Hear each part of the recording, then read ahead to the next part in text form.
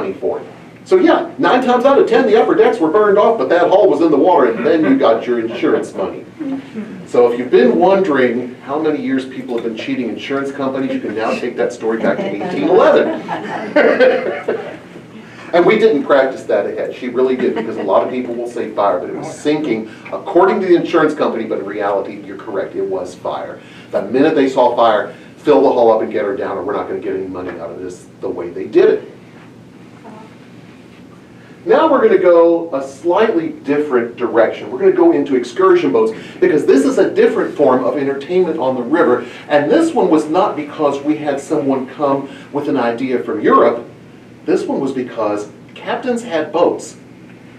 And when we had towboats come along, they could push a lot more on their decks and the decks ahead of them, barges, than you could put on one boat, and they could manage that down the river. This spelled doom to the industry. Then we had all-weather roads, cars and trucks, and by the early 20th century, the packet boat business, those boats that carried the farm produce, the freight, the livestock, and the passengers, that business was gone. But they still had the boats, and they had to have a way to make these boats make money. So this is the story of how that changed the boats and the music scene of the world forever. This particular picture, this is the Idlewild, which is now the Belle of Louisville in Louisville, Kentucky. She is a very famous boat. She is 107 years old and still runs to this day. Here she is in 1931, just below Louisville, loading up an excursion to take people out on a boat that had a beautiful dance floor and a dance band, and to have a wonderful evening out on the river. Now, I know it's a little warm in here, but imagine before there was air conditioning, before you had electric fans to move air, what did you do on a hot summer's evening for entertainment? You went down to the river, and the reason you went to the river was you had those cooling breezes by the river. Trust me, it is cooler out there than it is out here on land. Plus, back then we didn't have all this concrete and blacktop, and things were even cooler in many ways than they are now. So there is the Idlewild in her early days. And if you look at the Belle of Louisville, that pilot house is exactly the same. It hasn't changed one bit. As a matter of fact, the crew went an extreme way. I used to work there when we did this. We went to extremes to restore it to exactly what it would have been on the Idlewild, so that we had something that's exactly like her. So here we are talking about those packet boats ruling the rivers. This is Cincinnati, Ohio in 1871. Look at all these boats. As far as the eye can see, there are boats landed here at this landing. They are taking all sorts of business from town to town on the river. This scene would change very quickly. After the Civil War, the train really came into its own. The train was an invention in 1831 that allowed steam to move across land anywhere there was less than a 3% grade. Now you didn't have to have the rivers. You had another way to get around.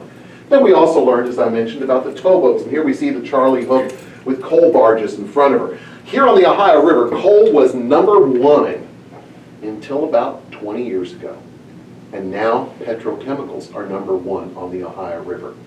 It has totally shifted because we have found that the coal in the west has less sulfur than the coal from the east. So when you see coal going downriver, that's our eastern coal. It's going to China. The coal you see coming up the river is the lower sulfur coal, and that's going to our power plants upriver. So now you know when you see them. If you all paid attention to 5 minutes of this, you all got something to talk to all your friends about tonight. I've shared a few tidbits with you here. Now, what was an excursion boat? Well, the captains took their packet boats and they removed all the staterooms, the private rooms that the passengers would use. And what did they have? A huge dance floor, a big wooden floor. And this would get people to come out and dance on their boat while they're going upriver, downriver, and was another use for the boat and another way to make money. This picture also is the steamer Idlewild, which is now the Belle of Louisville. That dance floor is the exact same size today. The bandstand is in the same place, but the bulkheads or walls you see here have been moved all the way out to the very edge of the boat now, so there's nowhere to go promenade outside in the ballroom, but there certainly is upstairs. So it looks very much like that. if you were to go on her today. Now, the first boat built exclusively for excursions was the steamer JS, built for John Streckfus. John Streckfus was a rather interesting character. This boat was built by the Howard Shipyard and Dry Dock Company in 1898 for John Streckfus. John had gone into the steamboat business in 1890 by buying a packet boat that ran at Rock Island, Illinois, and serviced all 4 of the communities of the Quad Cities up there. Business didn't last very long. John started to see the writing on the wall with this excursion boat idea, so he took the boat, it was called the Freddie, and bought a barge and put a deck house on the barge, thinking this will be the way to go into the future. It was basically a floating dance hall on a barge pushed by a little towboat. That's exactly what the Freddie was. And then he decided, hey, I'm getting real popular doing this. Maybe I need a boat built for it. So he had the JS built by the Howards, and it was the first boat built for this business. John Streckfus was a very, very smart man. When it came to business, he was really a smart man. He developed what is the modern excursion boat today by some of the ideas he brought out here to the river. Now, John Streckfus also had a problem. You see, the popular music of the day was ragtime. Ragtime had a syncopated beat and it did not lend itself well to dancing. On the other hand, what did lend itself well, and was also popular, was waltz music. But the tempos were slow and you didn't move fast. And if you didn't move fast, you didn't get hot and warm. And if you didn't get hot and warm, you certainly weren't going to buy any of the soft drinks and beer that he had available to make more money off of you. So he decided he would pump the smell of the fresh-made popcorn into the dance floor. And then he put extra salt on it. And you wonder why so many people died of heart attacks back then. He put extra salt on it so you'd go and buy the drinks. This idea worked real good, except the music still wasn't getting the tempo going. John knew that if he was in New Orleans, Louisiana, he would find a type of music that would be better for his boats. How did he know this? Because New Orleans was a melting pot of the world at this time. People came from all over to trade with this port. You see, the Mississippi was a major shipping channel from all those rivers. Remember I talked about all the tributaries that feed into the Mississippi. 1/3 of our nation. So you had the steel coming from the Ohio River, you had woodcrafts coming from the upper Mississippi River, you had cheese coming from the upper Mississippi River, beer and lots of it from the upper Mississippi River, down to this port. And then you had people coming in from the Gulf of Mexico and Europe to bring things to trade, and they were shipped by these boats. So this meant you had a culture of people literally from all over the world, as you do today in that town. So he knew if he wandered around town, he was going to find the type of music he was looking for. He just didn't know what it was.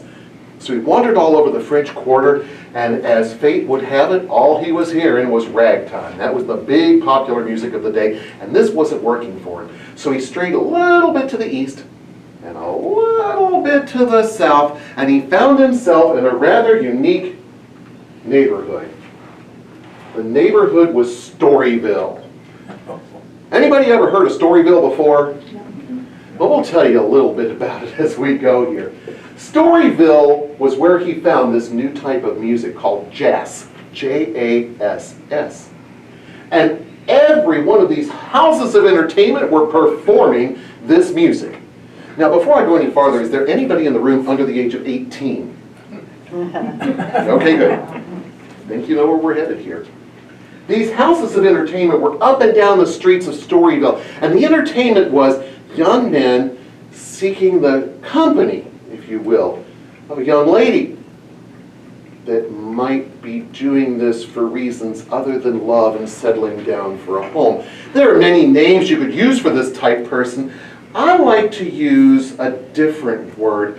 I like to call them ladies of negotiable virtue, and here we have one. This is from the Louisiana State University collection, this picture. Now, what she did in this room, we don't really know because we didn't document that part of it.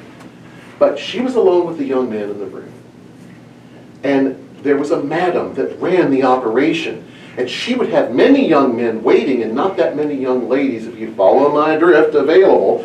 So they used a type of music that was an infusion of the Caribbean beat with ragtime, and the tempo could change. So you could speed it up, slow it down, however you needed to. So if there was a line waiting, they sped it up. So where was the band? I didn't tell you this had a blue connotation, did I? And I apologize out front. By the way, you know blue, where that comes from? Storyville. Storyville had a book that was published, and it had a blue cover, and it told you where all the houses were and who all the madams were. And that's where that phrase, blue, that we use today in reference to adult entertainment, that's where that comes from. Again, more tidbits for discussion at dinner. So we tried to help you in any way we can. Well, this music, John heard it speed up and slow down. And he thought, this is great. I can have them speed it up when I need to settle and slow it down when I don't. So he ran into the house of entertainment, and he ran up to the madam and he said, I've got to meet your piano player. Now, where was the piano player? Believe it or not, traditionally, the piano player was in the room with the couple. And there was a curtain that separated the piano player so the madam could get to him and not interrupt anything on the other side and say, speed it up, we've got people waiting out here. So that's where they were. So he meets a young man by the name of Fate Marable. Now, that begs the question, who developed jazz music? Well, if we take a look at history, there are really three people, if you study jazz music, whose names come up. Charles Buddy Bolden was the first person to record jazz music in 1903. So did he develop it? Well, you then have Ferdinand Jelly Roll Morton. Jelly Roll was a rather boastful and bragful young man, and he had business cards. He would go all over the French Quarter, and they said, Jelly Roll Morton, developer of jazz music. And did he really do it? Don't know for sure. We'll never know who really it came from. I think if you had to say anything, or anyone was the developer of this music, it was probably the fact that these houses of entertainment were close together and everybody heard everybody's style and picked up on it and made it their own. So it was something that was developed. And then you have Fate Marable, a young man from Paducah, Kentucky. His mother was a concert pianist, and he learned piano from her. They moved to New Orleans when he was a very young child at the age of 3, and by the age of 11 he was playing in these houses of entertainment, listening to this music, picking it up. But Fate is who was hired by John Streckfus to take the music on the steamer Sydney in 1907. Now I'm going to take you all back to your youth really quickly here for a moment with this one statement. Remember rock and roll. Remember what parents said when you went to listen to that music. They hated it. Now imagine this boat comes to town and you've got jazz music. Ruh-roh. Exactly what you're thinking. Parents would forbade their children. You are not going to go down and listen to that music from those uncultured people from Storyville. Why, it's just not going to happen. And what did we do when we wanted to go see Elvis with the pelvis? We got there, and that's exactly what John Streckfus was counting on, that the kids would find their way down. When the word got out this music was there, and remember, they were playing on these boats. If you lived anywhere near the river, you were hearing the music walked over the land. These kids heard it, and they're like, wow, we got to go take this in and learn this and listen to this. And they did in droves, and it was perfect. You see, moving forward here, we see Fate Marable with his band on the Sydney in 1912. Here he is at the piano. Here's Captain John Streckfus over here. Fate Marable was the first person to take jazz music out of New Orleans. And as he took it out the river, when they got to Memphis, the Mississippi Delta blues started to get infused in it. And then he took it up to St. Louis, and the St. Louis blues got infused in it. And a lot of the early jazz players would fight to get on a Streckfus boat to work with Fate Marable. Why? Because it was like going to conservatory. You could learn all of this. And this music, by the time it had gone up the Mississippi and found its way to Chicago, was now popular all over the world. People like Johnny Dodds, Baby Dodds, Bix Beiderbecke all came running to get on these boats, to be part of this. You know, some of them even worked on the boats, and then when they got to St. Louis would hop on a train and go to Chicago to find their fame. One person in particular is a young man with his coronet right here, Louis Armstrong.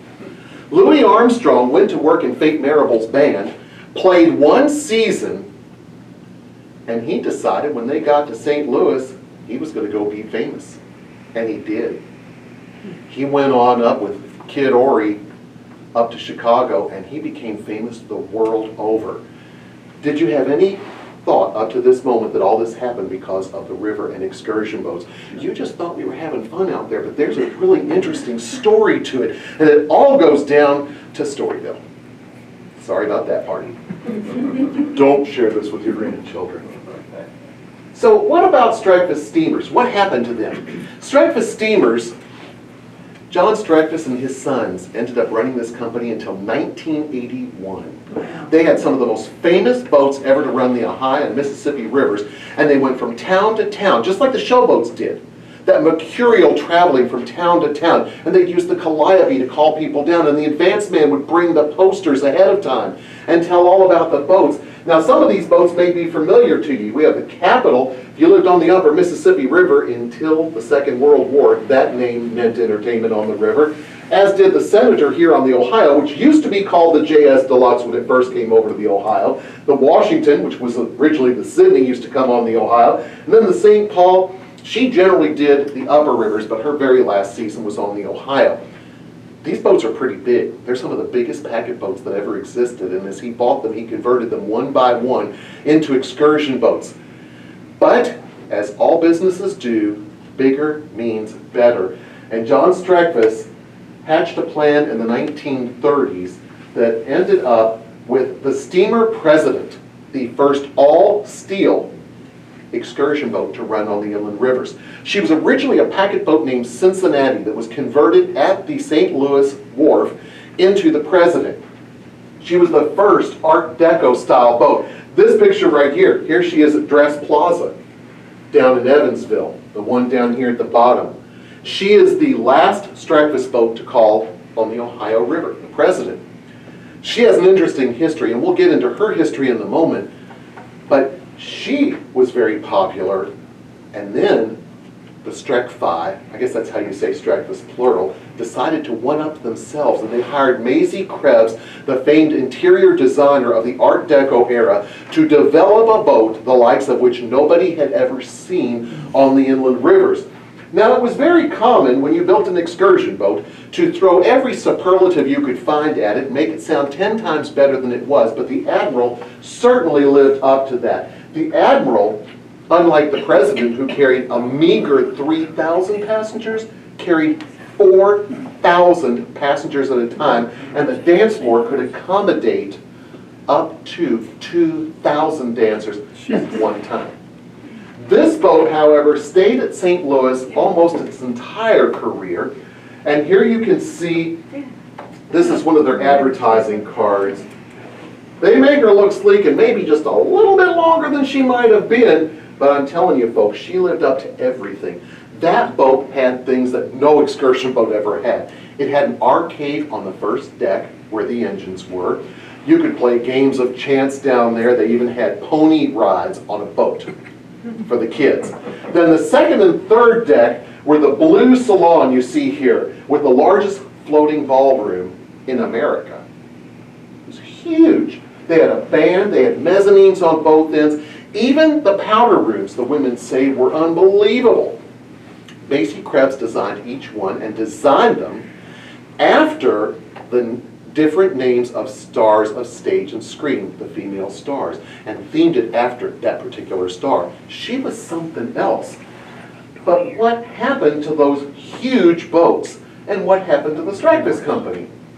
Well, smart and big kind of conspired to end the Streckfus era. You see, keeping that big Admiral going with 4,000 passengers in St. Louis, by the time that rock and roll took over, they weren't updating. They were sticking with the tried and the true. They were sticking with the jazz music, and it just wasn't attracting the kids. They weren't able to fill that boat up, and in 1981, it was over. She was sold for scrap. Luckily, she wasn't scrapped then. She ended up going to Paducah, being stored there, and then In 1985, Six Flags bought her and turned her into a floating entertainment complex that only lasted until the early 90s when it closed, and then she became the President Casino on the Admiral at St. Louis until she was scrapped in 2010. The President, well, she became the first ever riverboat casino. Now I know you're all going to say, but there was gambling on those boats for years. But there weren't actual floating casinos. That didn't happen until 1991 in Iowa. And how it happened, how many of you have ever seen the movie Frankie and Johnny? With Elvis. I think pretty much everybody's seen it. Remember the scene where they're on the steamboat, there's the big gambling casino, they're playing all the table games and roulette? Well, gentlemen who owned an excursion boat company, still does today, John Conley, not the famous Texas legislator, but John Conley of Pittsburgh. He took that movie, went to the state of Iowa, and started going around telling people about how he was going to bring Mississippi gambling back, and he was going to make the state rich with all the proceeds off gambling. And they watched it, and they bought it. And that's what happened to the president. She was sold in 1981 when Streckfus went bankrupt to New Orleans Steamboat Company of New Orleans, Louisiana, who run the Natchez down there. And they ran her for a few years, but they didn't have a need for a 3,000 passenger boat, so they sold her to John Conley, who found the way to make money with her by making her a casino. So is she still running? No, she's not. You see, the Coast Guard, the United States Coast Guard, requires that every 5 years a passenger vessel come out of the water and have its hull inspected. Well, this boat was running up at Davenport, Iowa. There is no dry dock anywhere above New Orleans big enough to take that boat out of the water. New Orleans is at the very least 10 days away by river. Do you close the casino down for a couple of months? No, you're not going to make any money that way. So they just bought another boat, replaced her, took her down to Wood River, laid her up. Here she is in 2006. You may have seen the TV show, Modern Marvels. 2009, her owner decided he was going to make her into an entertainment complex in Effingham, Illinois. Just one problem. There's no river in Effingham. They cut her up into 1 million pieces on the TV show Modern Marvels and moved her to Effingham, and he never got any financial backing, and she is still in a field in 1 million pieces today. Humpty Dumpty waits for whatever's going to happen. I was out there 2 years ago and actually went out in the field, and if you're going to go look at the pieces, you definitely want to go in the very early spring because the grass and the snakes, you don't want to go then. You don't want to go in the summer. Go when it's cold. That's when you can get out there and get to it safely. It's really amazing because it's literally in 1 million pieces a steamboat in the middle of a field, and if you go online with your phone, you can find it. You can geocache to where the remains of the president are. So what does that mean to the excursion boat industry? Well, the Streckfus family unfortunately got too big and nobody could support something that big. So what happened to the industry? Well, in the 1960s, we started to get ready for our bicentennial. And that brought a resurgence of excursion boat building. In Dubuque, Iowa, they built 54 excursion boats between 1959 and 1976. 54. And there are plenty of them still around because people wanted to go out on the river. Today, an excursion's a little bit different. Today, you go out, listen to a band, have a nice meal on a boat, and relax and kick back. It's not the get out and dance and keep going. There's still one excursion boat from the heyday of excursion boats around. That's the Belle of Louisville. She's the last authentic original. The steamer Natchez down in New Orleans, which is getting a very major refit as we speak. She is 48 years old, and they decided for her 50th birthday they were going to completely rebuild the boat. So she's in the yard being rebuilt as we speak. Her owners are very good friends of mine, and I keep asking, okay, when's the big day? When's the big day? And they keep telling me, be patient. So, but you know, when you're rebuilding a steamboat, it does take a little while. So there are 2 steam-powered boats still out on the river. But you go to any major river town and you're going to find an excursion boat today. Modern excursion boats exist in almost every major town along the inland rivers. And they come in every size, from the very smallest. There's BB Riverboats Mark Twain. Actually, she is not the Mark Twain. This picture's a few years old, and there's their Belle of Cincinnati, the arch rival of the Belle of Louisville at Derby time back home in Louisville. But that little Mark Twain has a totally different life today. Her name now is St. Genevieve, and she's at Ottawa, Illinois on the Illinois River. And she's going to start running late this fall on her first season of what we hope is many, because the couple that bought her really are trying to do it right. They're great people. I've met them a couple of times. But the excursion boat idea still lives. We've just made it work in our modern world. So that is entertainment on the river. What I'd like to do now is, I never did look at the notes. I hope I didn't miss anything. Well, do you all have any questions?